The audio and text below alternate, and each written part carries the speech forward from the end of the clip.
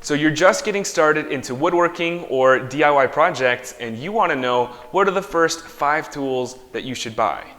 I'm Clayton, the Weekend Builder. Let's get into it.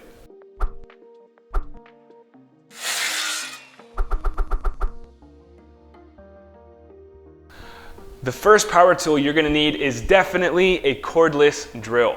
This is potentially the most universal power tool in your shop. You're going to use it on every project. Everybody needs one of these for a DIY project, woodworking project, or just fixing stuff around the house.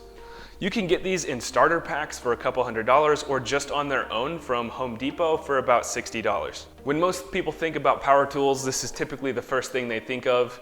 You're going to use it all the time, definitely my number one. The second power tool you're going to need is a circular saw. You can break most any project down into 2 parts, cuts and joints. And this can accomplish almost all of the cuts you need to do. It is a little bit challenging using just a circular saw, but you can do it. It might take you a little bit more time, but you certainly can.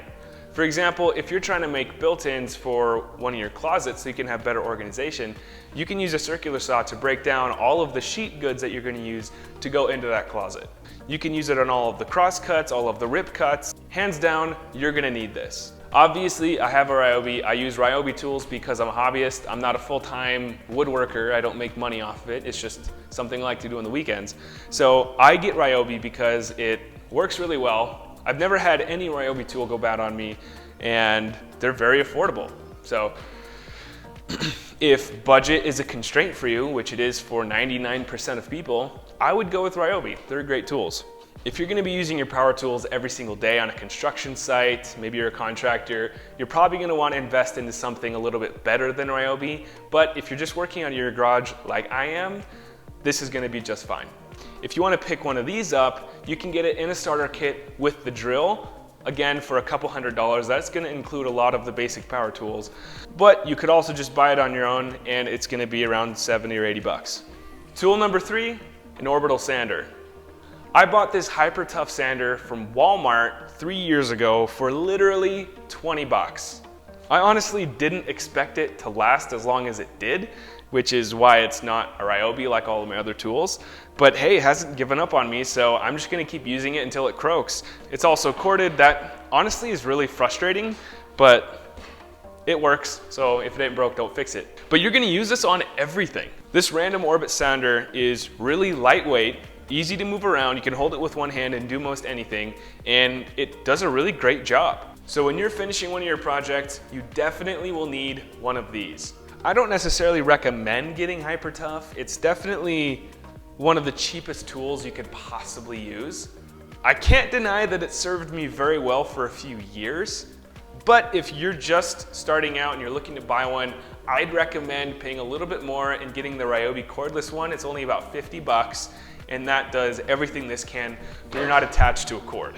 Before we move on to our corded and bigger tools, I need to stop and talk about batteries. Batteries are literally the lifeblood of your cordless power tools. If you can, it's best to try and buy tools that come with a battery, although typically it's going to be a really small one like this 1.3 amp hour battery. To be honest, these are only really good for drills. If you try and put it on a circular saw or a sander, it's going to kill that battery and the tool's going to have overall less power.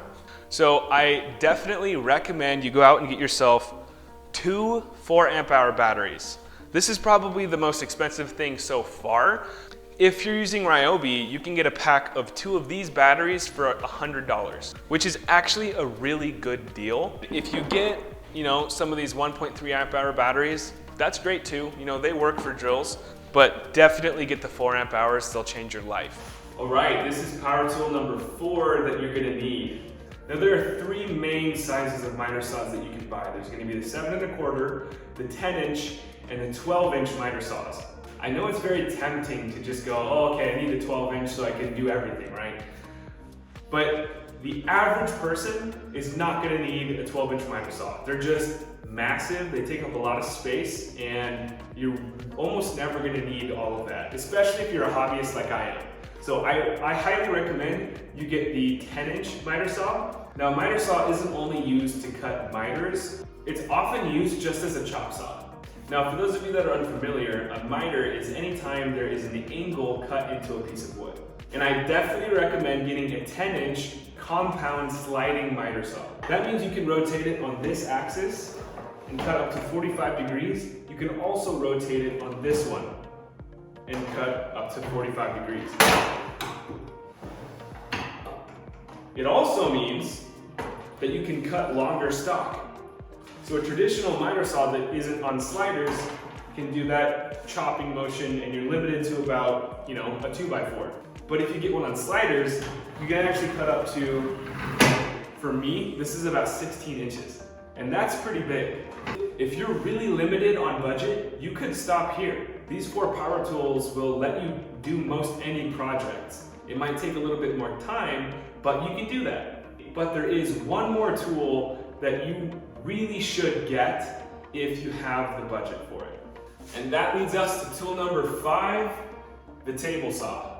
For most people, the table saw is the centerpiece of their shop. It's used to break down large sheet goods. It's used to make very accurate, repeated cuts. One of the most common uses for a table saw is a rip cut. And that's where you use the fence to guide your material across the blade for however long that material is. You can lose your life savings on a table saw. I mean, these things go up to thousands and thousands of dollars.